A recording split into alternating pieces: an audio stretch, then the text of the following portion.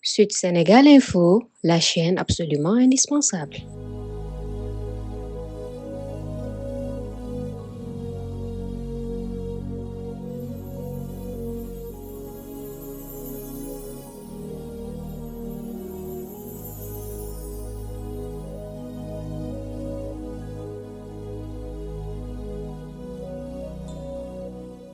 Nous vous souhaitons la bienvenue et vous remercions d'avoir fait le déplacement pour cette activité importante de production d'outils radiophoniques et digitaux.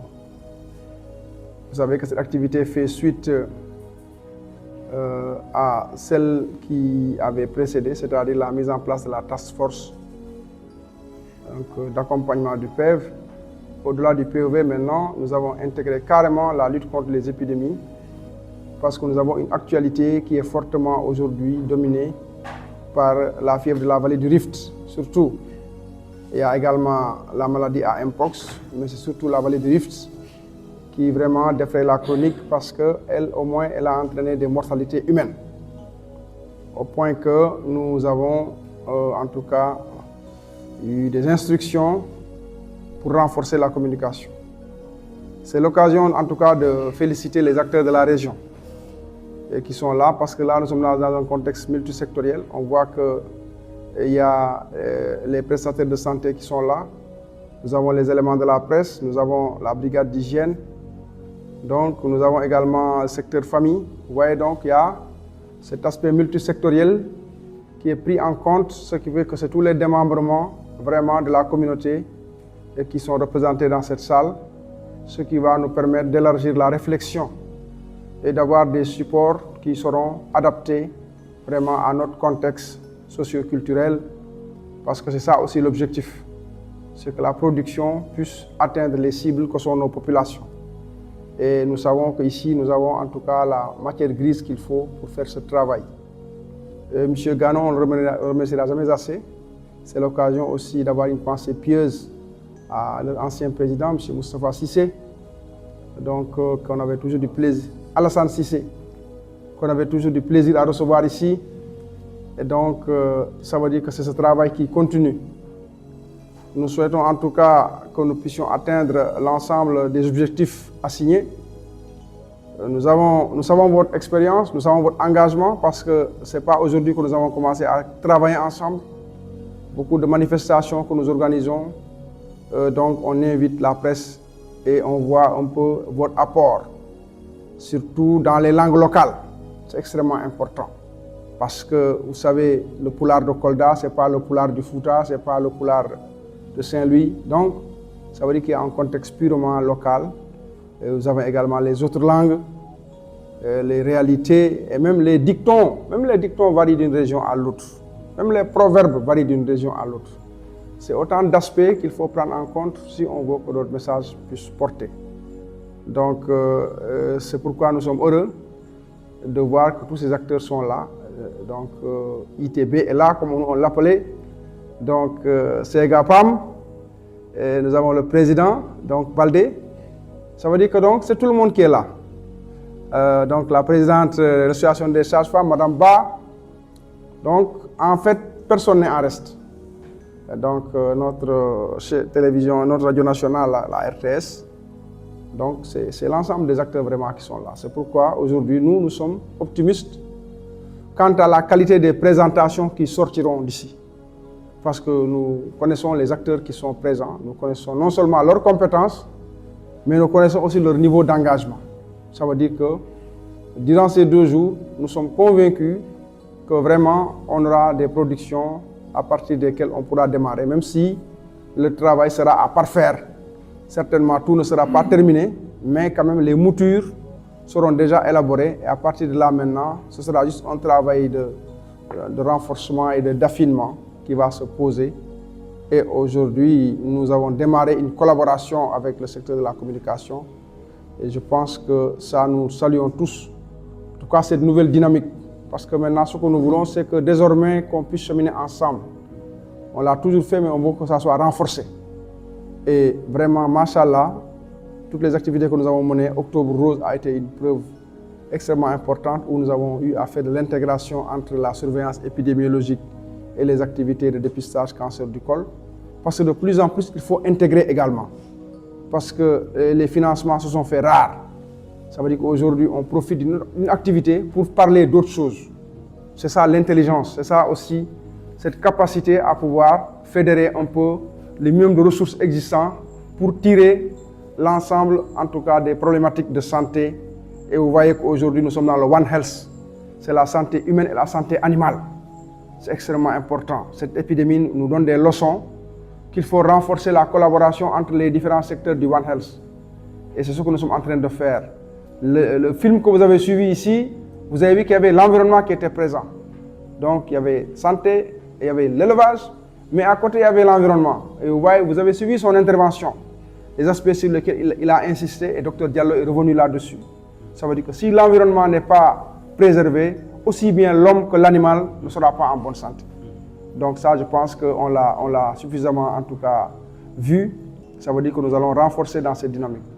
Donc c'est en ces termes, en tout cas, au nom du comité régional de gestion des épidémies, au nom de notre autorité, monsieur le gouverneur, que nous déclarons ouvert donc, cet atelier de production d'outils radiophoniques et digitalisés sur la maladie FVR et sur le Mpox. Je saurais en tout cas démarrer mes propos sans pour autant commencer par remercier la direction régionale de la santé de Kolda, à travers donc notre frère Dr Yaya Baldé et toute son équipe, d'avoir en tout cas eu à avoir cette confiance en nous en tant que journalistes, mais en tant qu'aussi une association de presse organisée dans le cadre de la promotion de la santé donc, des populations en général. Parce que nous sommes une association nationale. L'association des journalistes en santé et population, c'est une association nationale. Donc il regroupe presque beaucoup de journalistes au niveau national. Alors il y a eu des démembrements au niveau des régions. Mais j'avoue que c'est la première fois dans l'histoire, docteur, et je dis souvent à Loum Kolda, la chance que nous avons, c'est que nous avons toujours un ANSIC. C'est un cas d'école dans beaucoup de secteurs. Donc c'est la première fois en tout cas que la direction régionale de la santé accepte notre, disons, doléance, parce que c'est une demande qu'on avait formulée, n'est-ce pas, pour dire en fait on est prêt à accompagner. Et voilà, dans cette phase-là, ils ont accepté, ils ont eu confiance en nous, donc pour nous donner en tout cas la possibilité de jouer pleinement notre rôle. Nous sommes là depuis hier. Nous avons fait des activités sur d'abord la communication, sur les causes liées à ces fléaux, mais également les conséquences de ces maladies. Je suis très satisfaite aujourd'hui de participer à cet atelier parce que cela m'a permis d'avoir des connaissances sur les mesures de protection contre la fièvre de la vallée du Rift, mais également de connaître les vaccins pour lutter contre le cancer du col de l'utérus. Et aujourd'hui, nous jeunes, et surtout nous filles, nous pouvons participer massivement à la lutte contre ces fléaux pour sensibiliser nos communautés, sensibiliser nos pères, mais également sensibiliser les zones qui sont beaucoup plus touchées avec ces maladies. Et dans nos communautés également, avec ces productions que nous allons faire, avec les supports radiophoniques, nous pourrons sensibiliser dans nos langues locales toutes les communautés Mandeng, Peul, Wolof, Serer, mais également d'autres langues telles que le français, pour mieux sensibiliser la jeunesse et aussi toucher les zones les plus reculées de la commune de Kolda. Alors nous remercions les partenaires qui ont financé cet atelier, mais également nous les demandons de démultiplier les activités de sensibilisation communautaire pour encore toucher beaucoup plus de personnes, parce que cette maladie est grave et ça peut perdurer dans la communauté. Mais plus on fait des activités, plus on pourra toucher la communauté, surtout la communauté qui est dans les zones rurales et dans la zone très frontalière avec la commune de Kolda et la région de Kolda, telle que Médina Yoro Fula, qui est à la frontière avec la Gambie, tel que Kumbakara, qui est à la frontière avec la Guinée-Bissau. Donc nous souhaitons vraiment que les partenaires puissent appuyer encore les partenaires de mise en œuvre pour démultiplier les activités dans la commune de Kolda. La fièvre de la vallée du Rift étant constatée comme un fléau qui aujourd'hui commence à prendre l'ampleur au niveau de nos sociétés, de nos communautés. Nous jeunes, nous sommes plus fréquents sur les réseaux sociaux et nous prenons l'engagement de pouvoir sensibiliser les jeunes sur les réseaux sociaux à travers nos activités de live sur TikTok, mais également à travers nos podcasts qui pourront toucher directement les jeunes, mais également les communautés, voilà, qui n'ont pas accès à l'information rapidement, mais également qui n'ont pas accès à la bonne information sur cette maladie. Et nous comptons faire des activités de sensibilisation médiatique sur les réseaux pour expliquer et expliciter les causes, les causes de la fièvre de la vallée du Rift, mais également les mesures de protection, surtout pour éviter que cette fièvre soit transmise par d'autres populations, surtout à Kolda. Alors, pour ça, nous allons plus tôt que possible commencer les activités sur les réseaux sociaux et prendre l'ampleur sur les réseaux sociaux, Inch'Allah. Aujourd'hui, nous sommes là pour nous renforcer sur la vaccination sur le cancer du col de l'utérus. Comme vous le savez, nous jouons un rôle très important dans la commune, surtout ici à Kolda. On est très influent sur la communauté.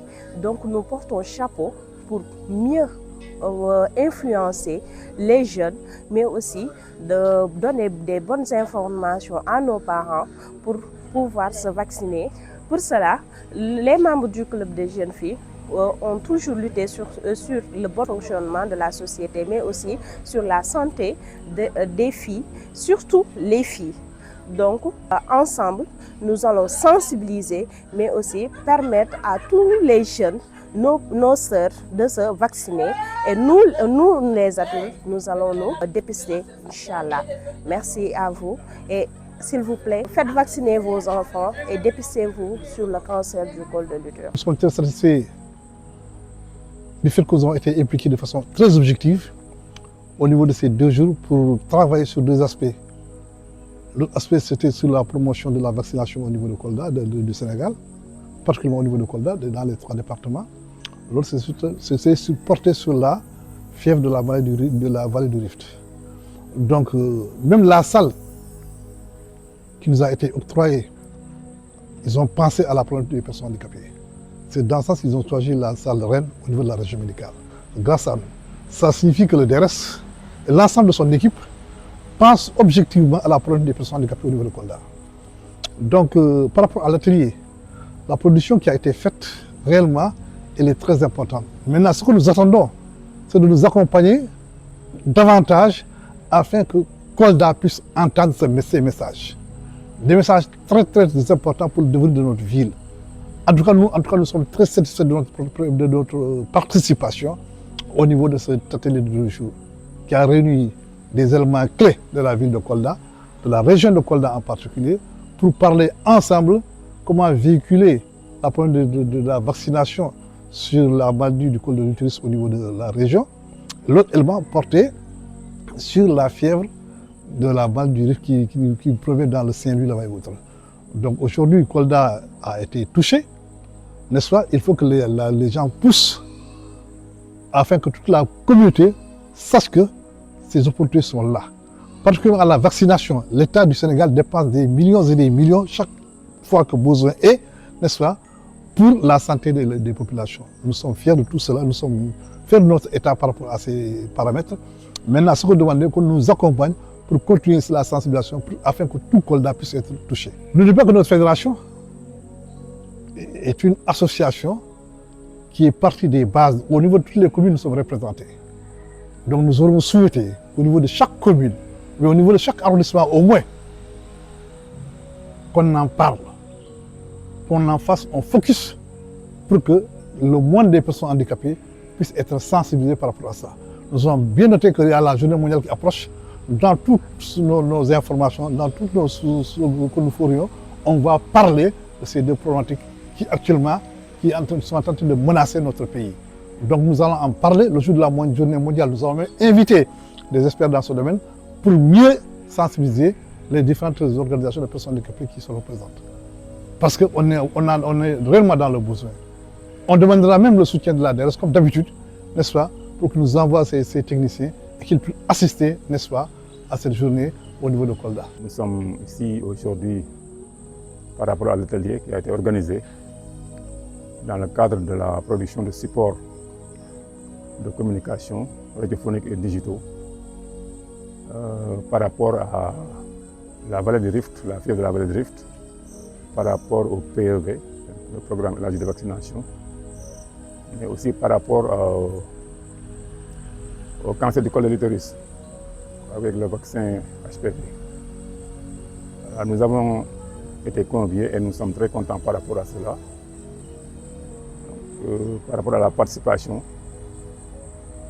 Et je remarque que ça a été vraiment inclusif parce que si on regarde les participants qui ont été là, donc il y a différents secteurs dont l'action sociale, la culture et les acteurs communautaires, les présentateurs, les hommes des médias aussi.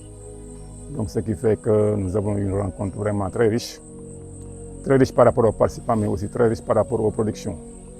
Que les productions ont été vraiment de qualité et ça a été très bien travaillé pour vraiment toucher le plus de populations possible, le plus cible possible, parce que nous avons des populations qui sont dans les coins les plus reculés et ces populations-là ne doivent pas être laissées en rade. Il en est de même aussi que les personnes en situation de handicap, les personnes vulnérables. Donc il faut toujours y penser parce que c'est un droit, comme on dit, il ne faut laisser personne en rade. Et tous les moyens sont bons pour que ces personnes-là soient au même niveau d'information par rapport à ces différents fléaux que nous venons de citer. Parce qu'ils sont partie intégrante de la population et ils sont confrontés à ces maladies-là. Donc, comme je l'ai dit tout à l'heure, l'action sociale a un rôle à jouer. Parce qu'il parle de sensibilisation, qui parle d'information au niveau communautaire, de formation. Donc, l'action sociale doit être, je ne dirais pas au premier plan, mais doit être parmi les membres qui sont dans l'activité même, au cœur de l'activité même, comme je veux dire. Donc pour apporter leur savoir-faire, leurs compétences par rapport à tout ce qui se fait pour les cibles. Je l'ai toujours dit, que nous soyons dans la santé ou bien au niveau du développement communautaire, au niveau de la solidarité de la famille. Donc nous tous, nous avons comme cible les populations de Kolda. Donc c'est vraiment une nécessité, une obligation même de travailler en synergie. Donc toutes les compétences soient réunies pour atteindre des objectifs. Pour que tout ce que nous faisons là aboutisse à un impact vraiment réel sur les populations. Donc c'est dans ce sens-là que je remercie les organisateurs de cet atelier de production et aussi remercier aussi les bailleurs, donc les partenaires techniques et financiers qui ont aidé à la tenue de cette activité. Si on voit les messages, donc nous avons été vraiment inclusifs. Donc, et sur certaines problématiques aussi, donc on a vu qu'on a l'implication des hommes pour des sujets qui d'habitude intéressent les femmes. Par exemple, si on parle de cancer du col de l'utérus, donc c'est, comme on l'a dit, c'est toute la population, toute la communauté qui doit se mobiliser. Donc que ce soit le papa, les frères, etc. Et par rapport aussi aux personnes handicapées, donc c'est des personnes qui sont là avec des organisations, donc très bien organisées et qui sont dans les communes les plus reculées. Eux aussi, je pense qu'ils ont leur mot à dire et leur rôle à jouer dans cette lutte contre ces fléaux-là que nous venons de citer. Parce que n'oubliez pas que, bon, ils ont des besoins spécifiques. Peut-être qu'on n'a pas encore arrivé à ce niveau-là, mais ce qui était souhaitable, c'est aussi d'avoir des supports qui prennent en compte les sourds-muets. Parce que aussi, ils doivent être informés par rapport à ces problématiques-là. Donc l'action sociale ou les personnes en situation de handicap, donc tous sont concernés. Et cet aspect inclusif doit se retrouver au niveau de tous les autres programmes. Sud Sénégal Info, la chaîne absolument indispensable.